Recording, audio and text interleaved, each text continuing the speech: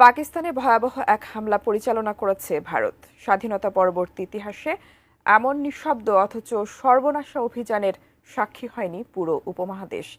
ভারতীয় সেনাবাহিনী এই অভিযানের নাম দিয়েছে অপারেশন সিঁদুর, যেখানে পাকিস্তান বলছে এটা যুদ্ধের অঘোষিত সূচনা। কিভাবে রাতের আধারে এই হামলা চালিয়েছে ভারত, সে বিষয়ে বিস্তারিত জানাচ্ছেন ইশতিয়াক হোসেন। চারদিকে তখনও ছিল নিস্তব্ধতা। গভীর রাতে পাকিস্তান নিয়ন্ত্রিত জম্মু কাশ্মীরে সবাই ঘুম। হঠাৎ আকাশে গর্জে উঠল বিধ্বংসী রকেটের শব্দ। একটি বা দুটি নয়, পরপর একাধিক ক্ষেপণাস্ত্রের লক্ষ্যবস্তু হয়েছে পাকিস্তানের 9টিরও বেশি স্থান, যাতে কেঁপে উঠে পুরো পাকিস্তান। इंडिया की तरफ से जो है फायरिंग हो रही है, बस ये हालात हैं। हमने देखा तो मस्जिद में ऐलान हो कि उन्होंने कहा ये एरिया खाली कर दो। আন্তর্জাতিক একাধিক গণমাধ্যমের তথ্য অনুযায়ী পাকিস্তানের কোটলি, ভাওয়ালপুর, মুরিদ, বাগ ও মুজাফফরবাদ সহ আরও বেশ কয়েকটি স্থানে ভারতের ক্ষেপণাস্ত্র আঘাত হানে। আর এই হামলার পরপরই পাকিস্তানের ISPR এর মহাপরিচালক এটিকে ভারতের কাপুরুষোচিত ক্ষেপণাস্ত্র হামলা বলে উল্লেখ করেছেন।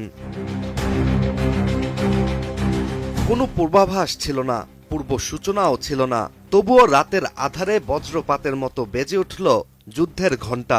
ভারতের পক্ষ থেকে এই হামলাকে প্রতিশোধ নয়, বরং অভিহিত করা হচ্ছে একটি প্রতিক্রিয়া হিসেবে। 22 এপ্রিল পেহেলগামে এক ভয়াবহ সন্ত্রাসী আক্রমণে নিহত হন 26 জন ভারতীয় পর্যটক। এরপর থেকেই ভারত পাকিস্তানে শুরু হয় উত্তেজনা। RICL TMX, যুগের পর যুগ স্থাপনা থাকে মজবুত।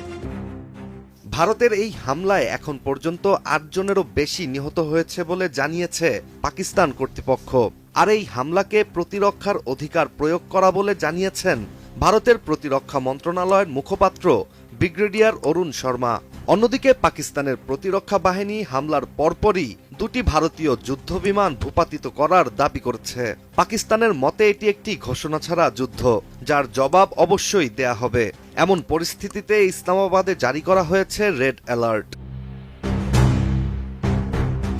এছাড়া এই হামলার পরপর জাতিসংঘ, যুক্তরাষ্ট্রসহ একাধিক আন্তর্জাতিক পক্ষ থেকেও এসেছে গভীর উদ্বেগ। জাতিসংঘ মহাসচিব অ্যান্তনিও গুতেরেস জানিয়েছেন, এটি আর কেবল উপমহাদেশের সমস্যা নয়, 2টি পরমাণু শক্তিধর রাষ্ট্রের মধ্যে উত্তেজনা বিশ্বের জন্য হুমকি।